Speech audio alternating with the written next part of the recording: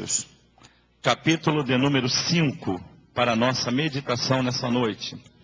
O versículo 31 diz assim: por isso deixará o homem seu pai e sua mãe, e se unirá à sua mulher, e serão dois numa carne.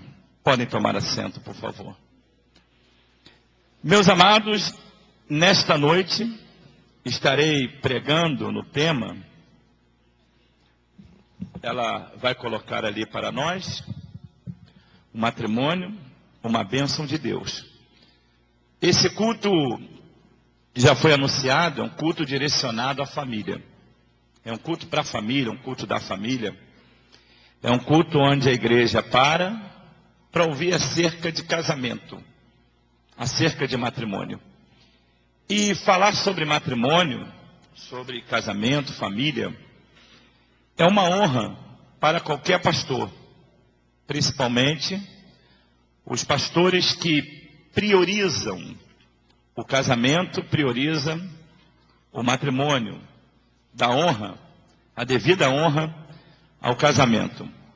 O casamento, o matrimônio, ele foi instituído por Deus antes da raça humana ser contaminada pela desobediência, pelo pecado, pela soberba da vida. Antes do homem saber o que era pecado, Deus instituiu o matrimônio. O matrimônio tem sido a bênção para todas as famílias na terra.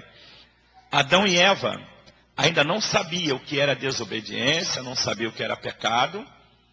E eu costumo dizer que o mais interessado no casamento é Deus. Quando eu estou ministrando o seminário da família, eu falo que foi Deus que instituiu o matrimônio e botou o desejo do matrimônio em todas as áreas, de ordem social, de ordem emocional, de ordem psicológica, de ordem material, de ordem sexual. Foi Deus que colocou esses desejos no coração do homem. Deus não é carne, Deus é espírito, mas Ele fez o homem carne. Ele fez o homem do pó da terra. Gênesis capítulo 2, versículo 7, a Bíblia diz que Ele soprou nas narinas do homem, e o homem tornou-se alma vivente. E por ele ter se tornado alma vivente, ele, humanamente falando, ele carne, o desejo carnal veio impetrado por Deus na vida do homem. E então Deus é o mais interessado no casamento de qualquer pessoa. Eu costumo ir mais além, uma coisa que são poucos que tratam. Eu digo que o matrimônio, vocês vão ver daqui a pouco, que é uma instituição divina, ele é tão interessante que até o casamento do ímpio, o interesse é de Deus. Porque Deus, ele prioriza o casamento. Ali o tema da minha mensagem é o matrimônio na visão de Deus. Deus, ele prioriza o casamento. E vocês sabem que tem casamentos de pessoas aí não evangélicas, não crentes, não evangélicas, não crentes, que perduram até hoje. Porque Deus, ele honra a instituição. A verdade é essa, Deus, ele honra a instituição. Não quer dizer que todas as uniões são de Deus. São de Deus. Deus, ele une homem e mulher. Na igreja, nós aprendemos a estar na direção de Deus. E como é a direção de Deus? Quando você abre a Bíblia e começa a ler sobre casamento, tu vai se deparar com o casamento de Adão e Eva. Vocês podem observar que o mundo já estava criado, já estava feito. Foi Deus quem viu que não era bom que o homem esteja só, que também vai entrar em um dos pontos da minha mensagem. Aí Deus institui o casamento.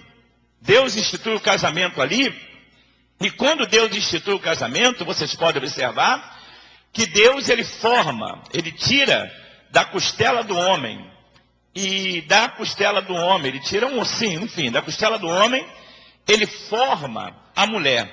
E vocês podem ler na Bíblia que Deus, ele traz Eva até Adão. É a Bíblia que diz que Deus traz Eva até Adão. É Deus que é interessado no matrimônio. E para fechar aqui a minha introdução, que eu sei que vocês têm noção sobre isso, quando Isaac perdeu a sua esposa por nome, quando Abraão perdeu a sua esposa por nome Sara, Isaac ficou muito abatido. Ele perdeu a mãe, ele perdeu aquela que dava o sustento da casa em relação ao lado feminino, a que cuidava de tudo, essas coisas todas, e perdeu o amor, e perdeu aquela que ele amava. Abraão viu isso e entendeu que já era o momento de Isaac contrair o seu matrimônio. Mas tem uma coisa que me chama a atenção na Bíblia, e eu falo muito para as pessoas que ficam preocupados, que vão ficar para titio, vão ficar para titia. Aí eu uso esses dois pontos. Primeiro, nós não precisamos sair desesperado por aí afora, procurando a primeira que aparecer e se casar, porque Deus trouxe Eva até Adão. Em segundo lugar, quando Abraão, ele chama o seu servo, Gênesis capítulo 24, para ele ir buscar uma noiva para Isaac, ele prepara o servo para ir buscar uma noiva para Isaac, para que Isaac casasse e tivesse uma vida abençoada e o matrimônio fosse manifesto na vida de Isaac. O que me chama a atenção, pastor, Gênesis capítulo 24, versículo 12, o servo de Abraão, usado por Abraão, a verdade é essa, o servo de Abraão, ali usado por Abraão, ele vai buscar uma noiva para Isaac, ele faz uma oração. E sabe como é a oração do servo de Abraão? Tu pode ler aí na tua Bíblia, Gênesis capítulo 24, versículo 12, ele ora assim: ó Deus do meu Senhor Abraão. Olha que autoridade tinha Abraão perante Deus. Não que Abraão, ele era um Espírito Santo, ele era o intercessor, nada disso. Mas o testemunho de Abraão era tão grande, era tão extraordinário na sua família e no seu convívio, ali com os seus servos, com os seus empregados, o testemunho dele era maravilhoso, que o servo dele ora a Deus em nome de Abraão. Aí ele diz assim: ó Deus do meu Senhor Abraão, dá-me hoje um bom encontro. Então é Deus que entra nesse negócio. Dá-me hoje um bom encontro. Quando ele está orando, Deus fala assim: vai andando, e nessa caminhada ou nessa longa caminhada, lá na frente, tu vai se encontrar com uma jovem. Essa jovem vai vir com um cântaro. Ela vem buscar água no poço, tu vai estar próximo a esse poço. Tu vai pedir que ela dê água para você, e ela vai dar água para você, e vai dar água para os teus animais. A Bíblia diz que aquele moço sai andando debaixo dessa palavra. Ele chega no determinado local, ele para junto a um poço, vem uma moça exatamente como Deus falou, porque ele pediu um bom encontro. Ele não pediu, me perdoe, tá? Quem tem olhos verdes, azuis, os bonitos, mais bonitos na igreja, ele não pediu alguém de olhos verdes, alguém de olhos azuis, o saradão, a saradona, não. Ele falou: dá-me hoje um bom encontro. E quando ele chega naquele lugar, a Bíblia diz que vem uma moça com um cântaro. Claro, era formosa de rosto, era formosa de corpo, era muito bonita, a Rebeca. Aí vem a moça com cântaro, aí ele pede água para ele. Ela dá água para ele, dá água para os seus animais também. E ele entende que aquela era a moça que Deus tinha preparado para o filho do seu Senhor. O que eu quero dizer para os irmãos, duas verdades. A primeira, é Deus que traz. A segunda, nós temos que orar. Quando falamos de casamento, para aqueles que ainda não se casaram, tá? Nós temos que orar pedindo a Deus o melhor, um bom encontro. Foi o que fez aquele moço. Deus do meu Senhor Abraão, dá-me hoje um bom encontro. E Deus preparou tudo. Aquela moça, ela recebeu o servo, ela foi até o irmão liberou, que era Labão, liberou aquela moça, ela foi embora com o servo de Abraão, chegou lá, ela entrou na tenda de Isaac, ali ela se casou com Isaac, O nome dela é Rebeca, que foi mãe de Jacó, e Jacó foi o pai das 12 tribos de Israel. E essa moça foi nora de Abraão, uma moça que entrou para a história da Bíblia, uma moça extraordinária, uma serva de Deus abençoada. Tudo porque alguém pediu um bom encontro. Se a nossa sociedade parasse para ler Bíblia, para entender, para procurar entender o que a Bíblia diz, o casamento ainda seria, porque o casamento, na nossa concepção, é a célula máter da sociedade. O que é a célula máter da sociedade? É a célula mãe da sociedade. Só que hoje a nossa sociedade está invertendo valores. A nossa sociedade aplaude a promiscuidade, a imoralidade, o homossexualismo. Aliás, nem pode falar mais sobre homossexualismo, mas a nossa sociedade aplaude a promiscuidade. A nossa sociedade aplaude o casamento com pessoas do mesmo sexo. Ela aplaude isso, ela levanta esta bandeira. Nós estamos numa situação muito difícil, não sei se vocês sabem, mas já há uma lei que já está quase tudo certo para o ano que vem não ter dia da mãe, não ter dia do pai, ter o dia do cuidador. Vocês já pararam para pensar? Dia do cuidador para não discriminar, olha só, para não discriminar aquele homem que está casado com um homem e adotou uma criança, porque não sabe quem é pai, não sabe quem é mãe. Para não discriminar, porque senão nós somos homofóbicos. Olha só, para não discriminar, ou discriminar aquela mulher que é casada com outra mulher e adotou uma criança, e quem é o pai, quem é a mãe. Para não ter esse tipo de constrangimento, vai ser tirado do calendário o dia do pai, o dia da mãe, e vai entrar o dia do cuidador.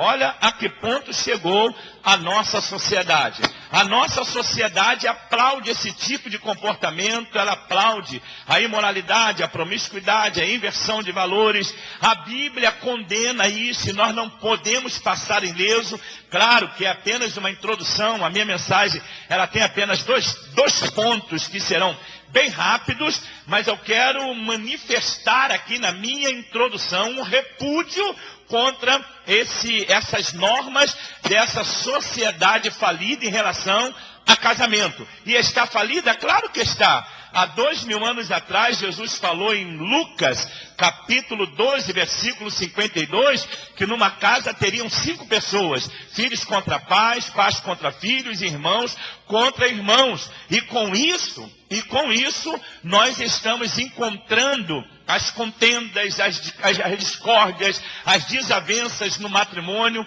As pessoas não honram mais o casamento, e Deus não fez casamento para promiscuidade, para prostituição ou para desavença. Pastor Lauri, por que os homens agem assim? Porque não honram o Deus da Bíblia. O que a Bíblia fala contra essas pessoas? Por exemplo, o homem que deseja casar com outro homem. A Bíblia diz em Levítico, capítulo 22, capítulo 18, versículo 22, diz assim: não se deitarás homem com homem como se fosse mulher. Abominação é. Deus condena. E aí, pastor, é só no Antigo Testamento? Não. A Bíblia diz em Romanos capítulo 1, versículos 27 a 29, Paulo diz que eles se inflamaram em suas sensualidades cometendo torpeza. Homem com homem, mulher com mulher. A Bíblia diz que Deus os entregou às suas paixões infames. Sabe o que é paixões infames? É aquele que tem má fama. Lá em Hebreus capítulo 6, a Bíblia diz que o seu opróbrio nunca se apagará. Pastor Lauri, Deus condena essas práticas? Claro que condena. E onde está isso onde tem mais isso na Bíblia? 1 Coríntios capítulo 6, versículos 9, 10, 11, 12, diz assim: não erreis, nem os devassos, nem os idólatras, nem os adúlteros, nem os bêbados, nem os maldizentes, nem os ladrões, nem os roubadores, nem os sodomitas, nem os efeminados. Essas duas palavras, sodomitas e efeminados, herdarão o reino dos céus. A Bíblia fala sobre isso. O que é sodomita, o que é efeminado?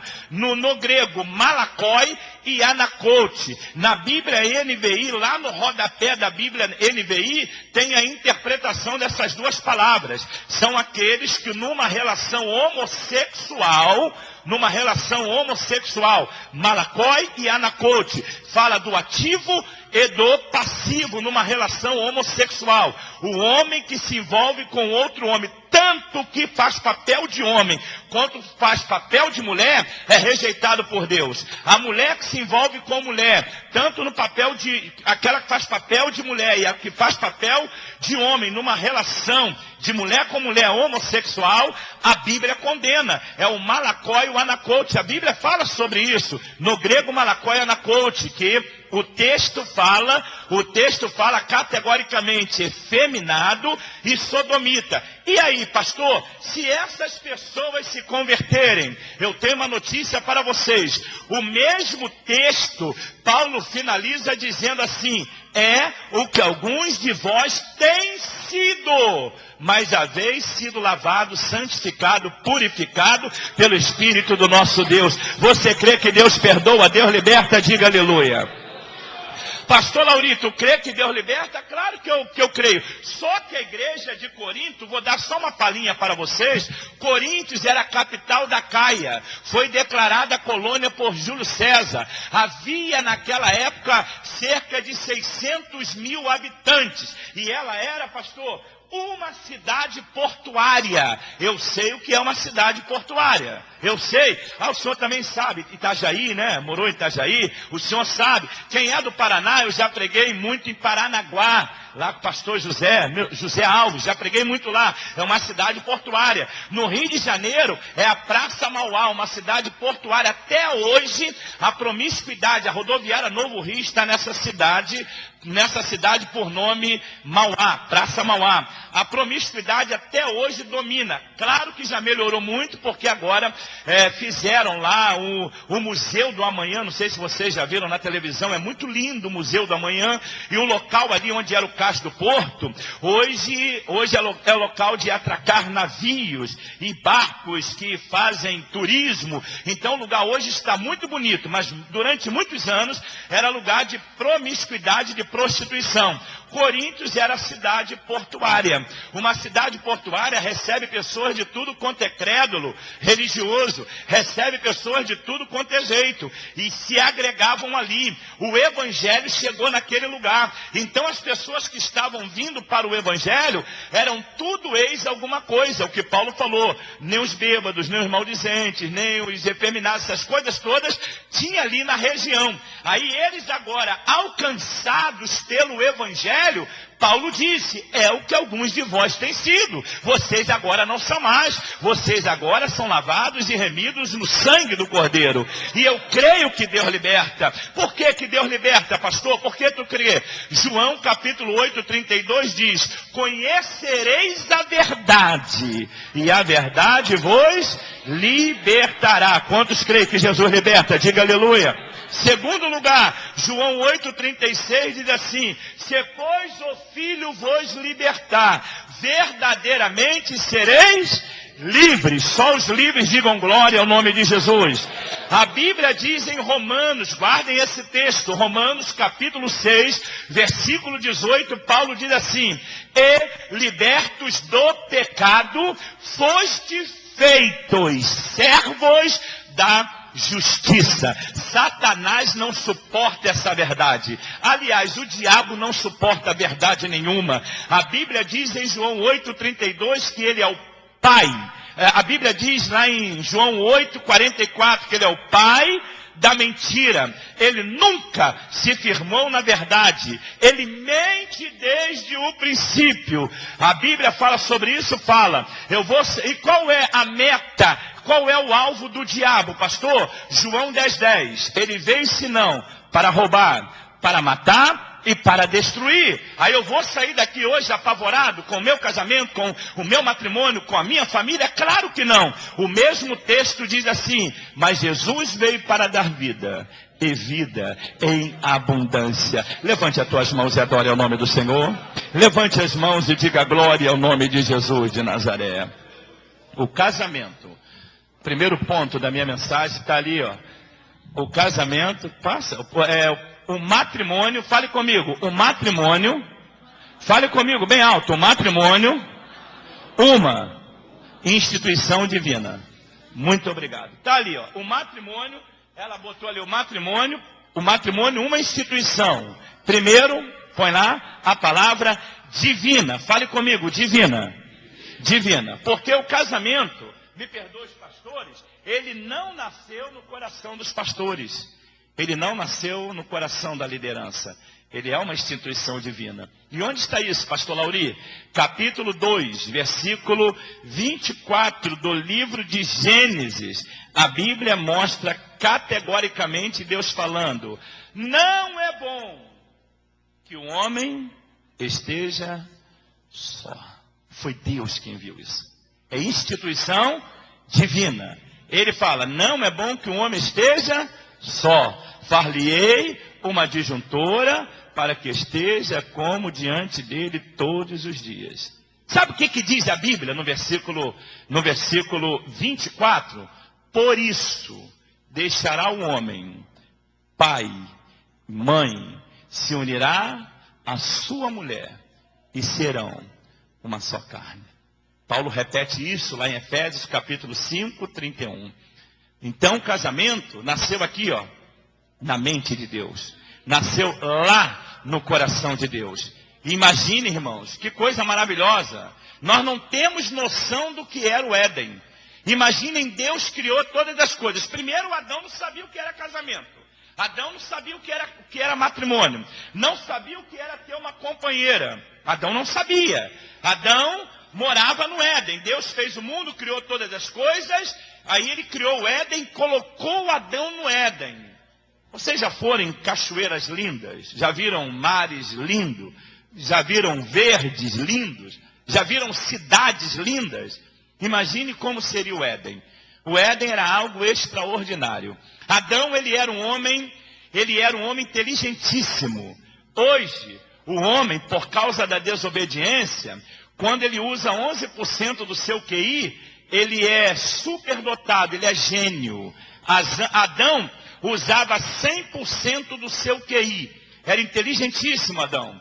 Adão, ele deu nome de todos os animais. Lá em casa, capítulo 2 de Gênesis, é ele que dá o nome de todos os animais. Deus chama Adão e fala assim: olha, tu vai dominar sobre tudo. Sobre as bestas feras, sobre os répteis, sobre os quadrúpedes. Tu vai dominar sobre as aves. Tudo vai estar no seu domínio. E a coisa mais gloriosa é o que a teologia chama, eu evitei muito aqui na escola bíblica de usar palavras de efeito no grego, no hebraico. Eu evito esse negócio, mas para poder explicar esse texto eu sou obrigado, tá? Mas aquilo que a teologia chama de comunhão, koinonia, que é uma palavra grega que quer dizer comunhão. Adão ainda tinha, pastor, pela viração do dia. Gênesis capítulo 3, versículos 9 e 10. Deus vinha direto palestrar com Adão lá no Éden. Imaginem, irmãos, um camarada inteligente, um camarada morando num lugar extraordinário. Não sabia o que era cansaço, não sabia o que era dor, não sabia o que era infortúnio, não sabia o que era crise, o que era depressão, o que era autodepreciação, não sabia o que era anomalia, não sabia o que era esquisitice. Ele não sabia o que era isso. Ele vivia em paz, vivia numa paz perfeita, vivia num mundo, num lugar tranquilo, num lugar maravilhoso. Ainda tinha a presença de Deus toda tarde. Deus vinha procurar Adão, Deus vinha conversar com Adão. Lá com ele, no Éden, tinha todos os animais que Adão deu nome, tinha as maiores belezas físicas da terra, estava no Éden. Mas Deus, ele vê lá no fundo do coração de Adão, que Adão ainda precisava de mais alguma coisa. Ele percebeu que Adão se sentia só. Aí ele mostra, não é bom que o homem esteja só. O casamento, ele é muito muito mais do que as pessoas pregam por aí. O casamento é uma união extraordinária na vida do ser humano. O casamento, na visão do Criador, como eu coloquei, que primeiro é uma instituição divina, é algo extraordinário. Aí Deus far-lhe-ei uma disjuntora, para que esteja como diante dele todos os dias de sua vida. Arranca. Deus dá um sono profundo no homem, e o primeiro cirurgião da terra tira. E vocês podem ver que nós não temos marcas aqui, ó, em costela nenhuma, o lado direito, o lado esquerdo, não tem. Deus vai lá, coloca um sono profundo sobre o homem, e tira da costela do homem a mulher. Ele faz a mulher, ele traz a mulher até Adão. Então o casamento é uma instituição divina. Ele não deveria ser vulgarizado. Vou contar um negocinho a vocês aqui. Eu estava pregando em uma igreja lá em Londres. Eu estava pregando numa igreja. Aí um jovem pastor, na época tinha 26 anos, esse pastor, ele disse assim: Pastor Lauri, um culto abençoado. Estava jantando na casa dele, no final, ele falou assim: Pastor Lauri, ore por mim, rapaz. Ore pela nossa igreja, estamos num vento muito forte. Falei: rapaz, um culto abençoado. Ele falou: você lembra daquelas duas irmãs que estavam ali na frente, na hora do louvor, animadas? Eu falei: rapaz, abençoadas e tal, com garotinho, né? Isso mesmo, com garotinho adorando a Deus. Falei: lembro. Ele falou assim: aquelas duas irmãs, elas não fecharam a igreja porque elas gostam muito do presidente. O presidente lá é o pastor Joel, que é de Sombrio. Era de Sombrio, ele preside lá, tá? Mas esse pastor era um pastor auxiliar. Aí ele falou assim: elas gostam muito do presidente, gostam muito do pastor Joel. Se não fosse isso, elas já tinham fechado a igreja. Eu falei: o que que houve? Ele falou assim: pastor, as duas estão casadas há 10 anos. Há 10 anos. Elas eram casadas uma com a outra. Casadas. Aquele menino é um filho adotivo. E elas querem entrar em comunhão na igreja e querem fazer parte do ministério de louvor, porque antigamente elas eram do ministério de louvor. Mas isso ainda não entrou na minha cabeça, pastor. Aqui em Londres pode, mas isso não entrou na minha cabeça. Se elas forem lá no prefeito, ele deu o nome do que é chamado prefeito lá, me fugiu, cônsul. Se elas forem no cônsul, o nome cônsul lá é prefeito. Se elas forem no cônsul, o cônsul com 3 minutos manda lacrar a igreja, manda fechar a igreja, porque lá perdura firme a lei dos direitos humanos, e o pastor seria um homofóbico terrível, iria até preso. Então ore por mim, porque a qualquer momento a igreja pode ser fechada. Essas duas irmãs só não fazem isso porque gostam muito do presidente e querem congregar aqui, querem que eu as coloque em comunhão. Falei: rapaz, que situação é tua? Imagine como é que tu fica, rapaz. Aí ele falou assim: o pior não é isso. A mãe de uma delas é a dirigente do círculo de oração. É a irmã de oração da igreja. E chama a outra de minha nora. Eu falei: rapaz, que situação difícil. Isso há uns 6 anos, 5, 6 anos atrás, 4 anos atrás, não me lembro. Isso há algum tempo atrás. Hoje no Brasil está a mesma coisa. A situação no Brasil é catastrófica nessa área. Os pastores serão muito perseguidos nessa área. A promiscuidade tomou conta da nação brasileira. A imoralidade, a inversão de valores tomou conta da nação brasileira. A igreja, ele nunca me pediu isso, nem tenho relacionamento com ele. Eu me dou muito com a esposa dele desde quando ela era solteira. A Lauriette, me dou com ela desde quando ela era solteira, cantando no seminário que eu ministrei. O Magno Malta, o senador Magno Malta, a igreja tem que orar muito pelo aquele homem. Muitas coisas ainda não foram aprovadas no Brasil, porque ele tem estado ali com muita autoridade no Senado, porque o Brasil ele caminha para esse tipo de comportamento. Deus não fez casamento para isso. Então casamento é uma instituição divina. Começou assim: macho e fêmea. Passa disso, o que passa disso é procedência maligna, e nós não podemos nos dobrar para isso. Pastor, mas eu tenho uma prima, eu tenho um sobrinho, eu tenho um parente, eu tenho um colega, eu tenho um amigo, infelizmente nós vamos ter amigos, colegas, filhos de amigos que entraram por esse caminho, mas irmãos, o apóstolo Paulo diz, o próprio Jesus disse categoricamente, aquele que quer vir após mim,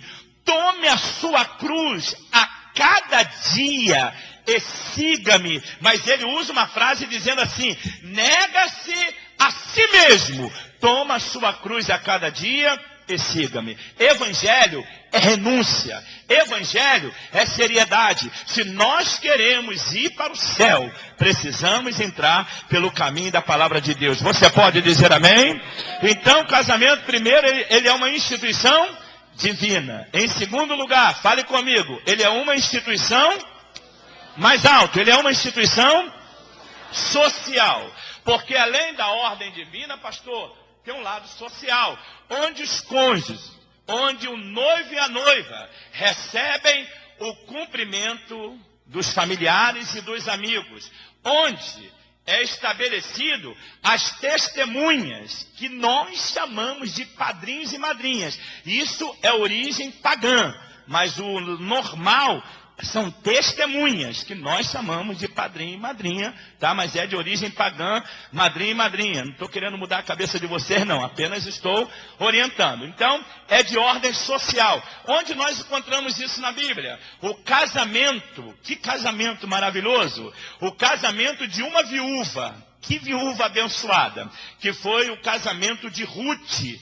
O casamento de Ruth mostra o lado social do casamento. Só que o lado social, ele tem que ter cunho bíblico ou cunho teológico. Para que ela se casasse com Boaz, pode ler, a própria sogra é que prepara, ou a ex-sogra é que prepara todo o caminho para Ruth. Como ela prepara? Capítulo 4 de Ruth, você vai ler em casa depois, é um livro pequeno, só tem 4 capítulos mesmo. E ela prepara para Ruth o casamento de Ruth, porque ela conhecia o social do casamento. Só que o social do casamento, neste episódio que eu estou falando a vocês, ele era de ordem judaica, ele era um costume judaico. E Noemi, mesmo sendo amarga, ela conhecia a origem judaica, o costume judaico, a formação de um casamento judaico. O que ela faz? Ela fala assim, minha filha, tu faz isso, isso, isso, tu vai amanhã trabalhar colhendo espiga, mas o nosso costume é esse. Lá existe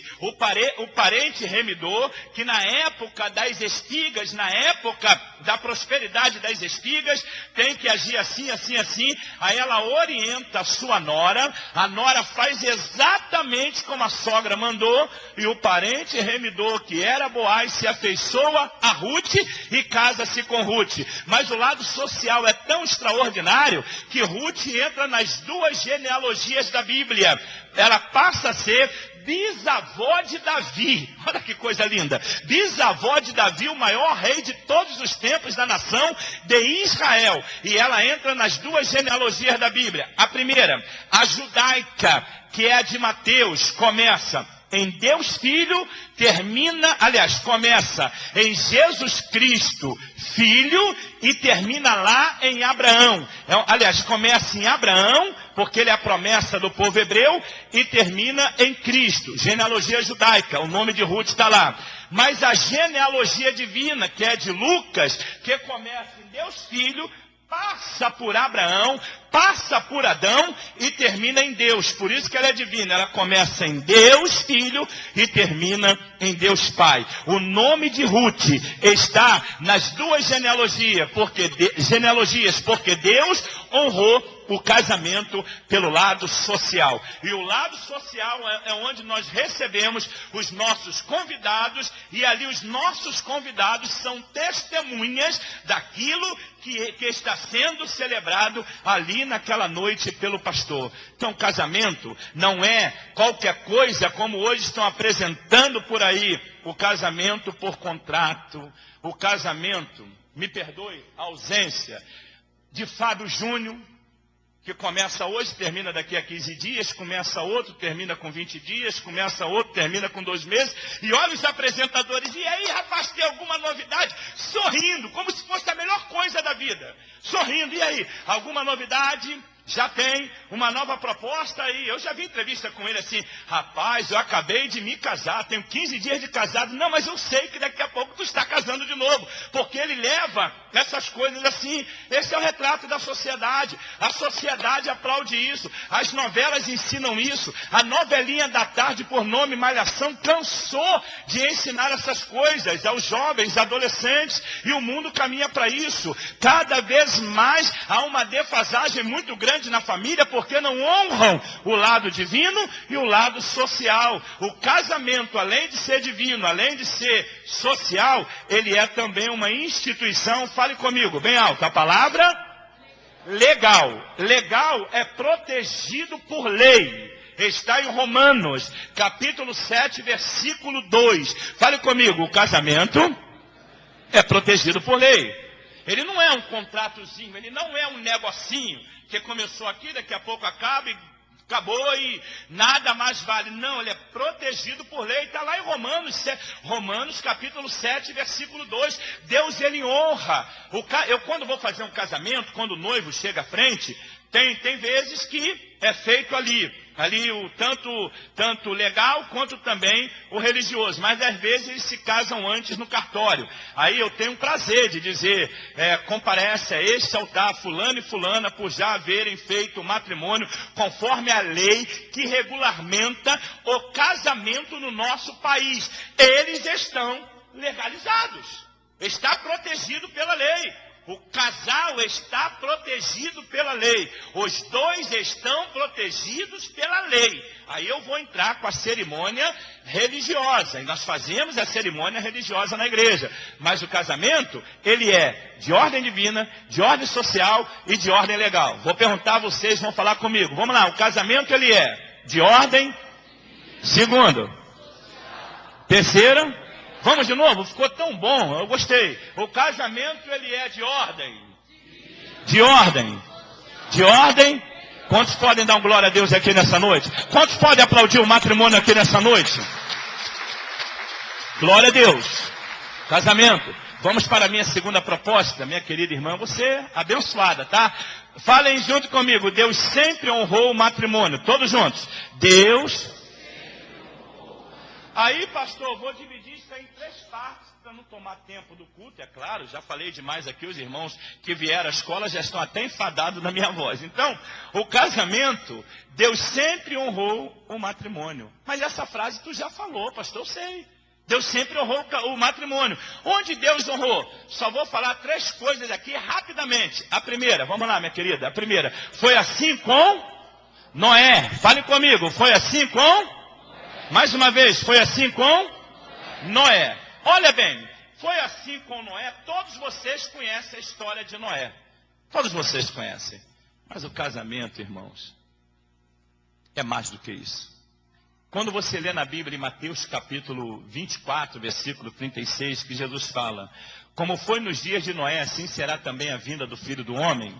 Ele diz assim: comiam, bebiam, casavam, se davam sem casamento. Veio o dilúvio, os levou a todos. Quando fala casavam-se, dava-se casamento, no original diz assim: tomava a mulher após si e abandonava após si. Pegou uma hoje, não deu certo, pega outra amanhã. Pegou uma hoje, amanhã, não deu certo, pega outra depois. Aí pegou um hoje, não deu certo, é aquela coisa de ficar que entrou no Brasil e até em algumas igrejas. Está ficando com quem? Estou ficando com essa. Não, porque eu estava com outra, não, mas eu já estou com essa. Aí a mãe está com a outra, estou ficando. Isso entrou também na área de casamento. Não é só de namorico, de adolescentes, não, que já é uma vergonha, né? Que já é uma vergonha, mas isso entrou também no casamento. Na época de Noé, eles já viviam assim. Pode ver, na arca tinha que entrar macho e fêmea. Me perguntaram uma vez assim: pastor, por que as pessoas não entraram na arca? Eu falei: por causa do pecado. Mas só isso? Eu falei: não. Além do pecado, tu vai procurar isso em casa depois, tá? Isso é até muito sério que eu vou falar aqui, mas não tem problema não. Não entraram na arca por causa de dois motivos. O primeiro, Gênesis capítulo 2, versículos 5 e 6. A Bíblia diz, antes do Senhor haver mandado chuva sobre a terra, um vapor subia da terra e regava toda a face da terra. Ainda não tinha acontecido o que aconteceu hoje. Chuva. Não teve chuva. Dá-se a ideia que a primeira chuva foi o dilúvio. Então, as pessoas, quando Noé pregou que Deus iria mandar o dilúvio, perguntaram, o que é dilúvio? Ah, vai chover, o que é chuva? Vai cair água do céu. Eles não acreditavam porque não tinha chovido ainda. É o texto que diz, não havia chovido ainda. Ponto. Pula essa parte. Segundo lugar, era por causa da promiscuidade. E onde está isso na Bíblia? Gênesis capítulo 6, versículo 3. Deus fala que o pecado tinha se agravado tanto na terra, que Deus chega ao ponto de se arrepender de ter feito um homem, e diz a Bíblia, os seus dias serão 120 anos. Agora olhem para cá. Dói na alma quando eu escuto pregadores, pastores, obreiros, falando que Noé pregou 120 anos. Isso é mentira. A Bíblia não diz. Não, pastor, eu li 120 anos. Tu leu a redução da idade humana. O homem, Noé aparece na Bíblia, Gênesis capítulo 5, 32, com 500 anos. O dilúvio vem no ano 600 da vida de Noé. Gênesis 6, a partir do versículo 11. Irmãos, de 500 para 600 não dão 120, dá 100. Noé aparece com 500, o dilúvio vem, ele tem 600. E os 120 que aparecem aí no texto, é a redução da idade humana. Deus fala, os seus dias serão 120 anos. Por quê? Deus não fez o homem para durar 969 anos como viveu Matusalém. Deus não fez o homem para viver 962 anos como viveu Jared. Deus não fez o homem para viver 950 anos como viveu Noé. Deus não fez o homem para viver 930 anos como viveu Adão. Deus, ele fez o homem para viver eternamente. Mas por causa da desobediência no Éden, Gênesis capítulo 3, Deus falou que agora eles iriam morrer porque comeram do fruto da árvore da ciência do bem e do mal, e viria a morte sobre o homem. O homem viveu 900 e poucos anos, a partir de Gênesis 6, 3, por causa do pecado que tinha se agravado na terra, porque o texto fala da corrupção dos gêneros humanos. Deus fala, os seus dias serão 120 anos. Moisés, quando escreve o Salmo 90, já reduz mais um pouco, dizendo assim, alguns chegarão a 70 ou 80, mas por causa da sua robustez, mas na realidade já é enfado e canseira. A Bíblia tem respostas para tudo, mas nós é que às vezes vamos no oba-oba e não paramos para ler Bíblia. Ali, em Gênesis capítulo 6, houve a corrupção. Na corrupção, Deus mandou que Noé pregasse mesmo. Lá, segundo Pedro capítulo 2, a Bíblia chama Noé de pregoeiro da justiça. Noé era um grande homem de Deus, mas o homem estava com o coração preso no mundo. Na arca tinha que entrar macho e fêmea. Pode ler o texto do capítulo 6. Deixa eu dar uma palhinha a vocês aqui. Entrou o leão e a leoa. Entrou o cão e a cadela, enfim, foi entrando, macho e fêmea na arca. E tem uma coisa, Noé pregou, os homens não quis se converter. A Bíblia não diz que Noé pregou para os animais vieram até Noé e entraram no lugar onde os homens deveriam entrar. Pastor, dava para todo mundo? Dava. A população da época era pequena. Sabe quanto era a arca? 300 côvados de comprimento, aproximadamente 150 metros. Um côvado tem 47, 49, 51, 53, 55, 50. Vamos arredondar para 50 centímetros. Então, 150 metros de comprimento tinha a arca, 75 de largura, só que tinha primeiro, segundo e terceiro andar. Multiplica isso, dá 450 metros. A arca era um grande barco para aquela população da época. E eles não quiseram entrar na arca. Quem entrou na arca? Noé e a sua esposa. Quem entrou na arca? Os filhos de Noé e as esposas, Sem, Cão e Jafé. Olha o que tinha dentro da arca. Noé quer dizer repouso. Sem quer dizer rocha. Jafé quer dizer beleza, simboliza Cristo. Cã quer dizer quente, é o calor ali que simboliza o Espírito Santo. Claro que eu não vou entrar nesse mérito aqui nessa noite. Os 4 entrou na arca com as suas esposas. Tem um outro detalhe que precisa ser visto. Noé entra na arca e fica 7 dias dentro da arca, aguardando as pessoas entrarem. 7 dias depois, ninguém entrou. A Bíblia diz que Noé fecha por dentro e o Senhor sela por fora. Por que Deus faz isso? O coração do pregador, o coração do pastor, é que todo culto tenha pessoas aqui penduradas nesse rebaixamento, lotada essa igreja. Essa é a visão do pregador. Noé facilmente iria abrir aquela porta para que aqueles homens entrassem na hora do desespero. Ele era melhor do que Deus? Não. É porque Deus, ele trata o homem também como juízo. E agora era o juízo. Eles não quiseram entrar na arca, perderam o direito. Nós, hoje, espiritualmente falando, estamos na arca que é Cristo. Você pode dizer aleluia? Levante a tua mão, diga glória ao nome de Jesus. Matrimônio. Deus preservou a família. Primeiro, com Noé. Segundo lugar, vamos lá, bem alto. Assim foi com... Mais alto. Assim foi com Ló. Vocês já leram isso em Gênesis capítulo 19. Deus, ele preservou a família. Hoje é culto da família. Quantos creem que Deus, enquanto nós estamos aqui, ele está guardando a nossa família? Você crê que Deus está guardando a nossa casa? Dá um glória a Deus aí bem alto. O primeiro a orar aqui, de pé, claro, fora o de joelho, foi o vice-presidente. Ele orou pela família. Aí veio o senhor, orou pela família. O irmão veio fazer a leitura, orou pela família. Nós oramos pela família. Enquanto nós estamos aqui, Deus está cuidando da nossa casa. Deus está cuidando da nossa família. Sabe por que esse homem ele foi preservado? Ló. Um dia, pastor, que eu voltar aqui, eu vou pregar só sobre Ló. Eu vou tirar essa mística que existem por aí contra Ló. É um dos maiores empresários do Antigo Testamento, é Ló. E vocês vão ver falando aqui sobre Ló. Mas Deus honrou a família de Ló. Sabe por que Deus honrou a família de Ló? Me perdoe, quando eu vou encontrar com ele no céu. Mas vocês não falem nada para ele do que eu chamei ele aqui hoje não, tá? Me perdoe, Abraão. Deus preservou a Ló por causa de um chato. Me perdoe, a palavra chato. Eu não devo falar assim de Abraão. Vocês não vão lembrar isso para ele lá no céu. Não falem isso a Abraão, tá? Não, pelo amor de Deus, nós precisamos ter uma amizade maravilhosa no céu. Mas Abraão era chato. Já leram o capítulo 18 de Gênesis? Ló vai embora. Aí Deus revela a Abraão que iria acabar com Sodoma e Gomorra. Manda dois anjos lá e revela a Abraão que vai acabar com Sodoma e Gomorra.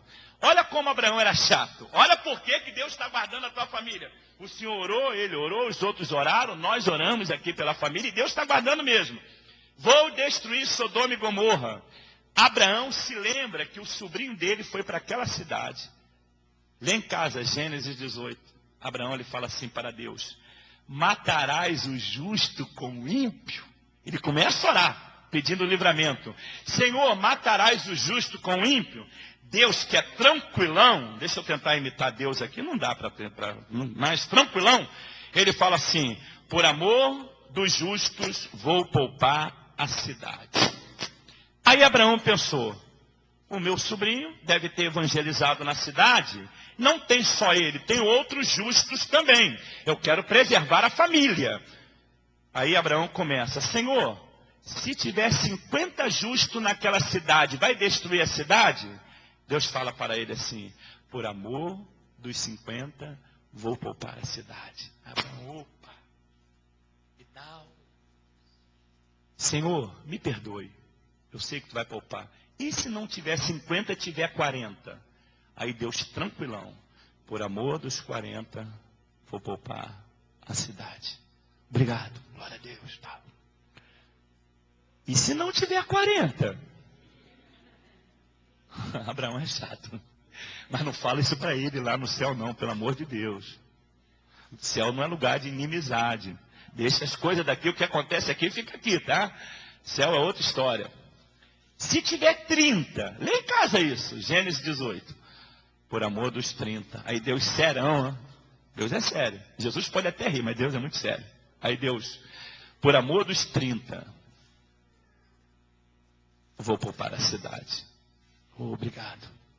Deve ter isso aí de gente lá, que se converteu através de Ló.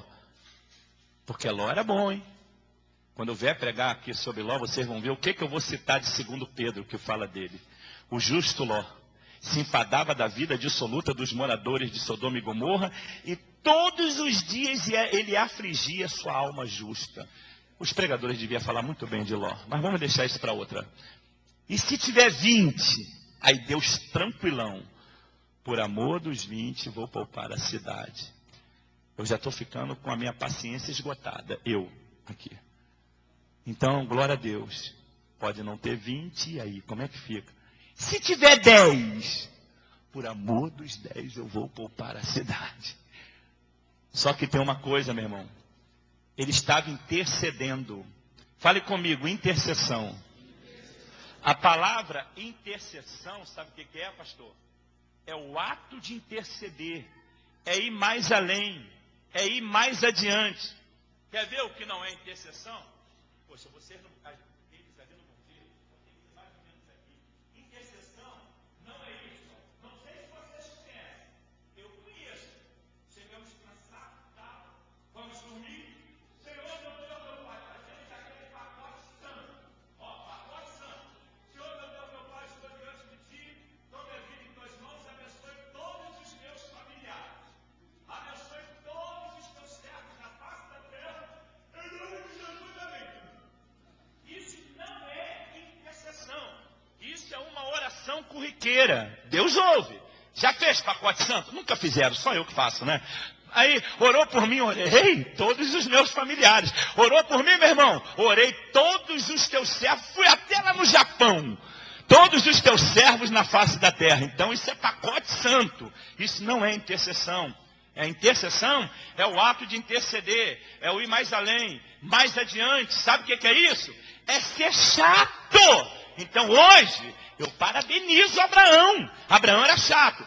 O justo, 50. 45, 40, 30, 10, 5, ele foi orando até ver que Deus iria poupar mesmo a cidade. Só que tem uma coisa, enquanto Abraão orava, 2 anjos foram a Sodoma e Gomorra.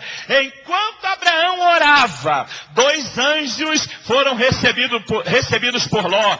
Enquanto Abraão orava, os 2 anjos cegaram os homens de uma cegueira terrível para que não fizessem mal a Ló e a sua família. Enquanto Abraão orava, os 2 anjos arrancavam Ló e a sua família da cidade de Sodoma e Gomorra. Você pode glorificar o nome de Jesus. Levante as tuas mãos e diga glória ao nome de Jesus de Nazaré. Vamos aplaudir também ao Senhor pelo livramento da família de Ló. Terceiro e último lugar. Aí ela já colocou. Obrigado, minha querida. Foi assim também com... Vamos lá. Foi assim também com... Josué, que coisa maravilhosa, né, pastor? Com Josué também. Só que Josué, ele dá um show. Deixa eu usar a palavra gente. É feio demais, né? Em nós, mas eu vou usar a palavra gente. Josué, ele dá um show na gente. Aqui, ó. Nos obreiros, ele dá um show. Josué morreu com 110 anos. 110 anos. Ele foi um homem que pegou o povo de Israel do deserto e colocou em Canaã. Foi um homem extraordinário. Milagres maravilhosos aconteceram. O sol e lua parou. Enfim, Rio Jordão abriu pela primeira vez. Milagres maravilhosos aconteceram. Agora, ele chega no capítulo 24, tem 8 minutos para isso, ele chega no capítulo 24, quando ele encerra a sua jornada com 110 anos, o velhinho Josué, olha o que acontece quando nós priorizamos a família. O velhinho Josué, ele dá o livre-arbítrio ao povo. Livre-arbítrio é livre direito de escolha ou livre direito de escolher. Eu ainda não vi nenhum pastor fazer isso. Ele chama o rebanho e chega a hora do vamos ver junto ao rebanho. Nós omitimos isso, mas Josué não. Ele chama o povo e diz assim para o povo: escolhei hoje a quem servais, os deuses dos amorreus, dos perizeus, dos gigazeus, dos jebuseus, os deuses que serviram os vossos pais, da além do caminho. Vocês podem retornar, se vocês quiserem à vontade. Eu vou usar as minhas palavras, tá? Eu já estou velho, já estou ultrapassado, a minha idade já foi embora. Vocês têm liberdade de retornar para os deuses dos pais de vocês.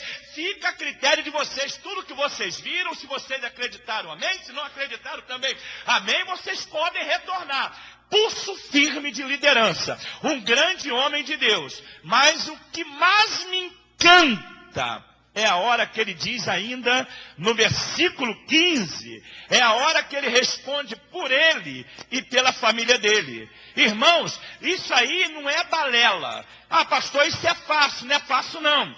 Tem homens que só pode hoje muito mal responder pela esposa, porque o filho já não obedece mais. Me perdoe, eu não queria acabar o culto assim, a mensagem assim, mas a filha já não obedece mais, o neto já está batendo na cara, no rosto, me perdoe a expressão, essa é coisa de carioca, tá? Já está batendo no rosto há muito tempo, o neto ficou rebelde, a neta ficou rebelde, já não sabe mais o que é benção-avô, benção-avó.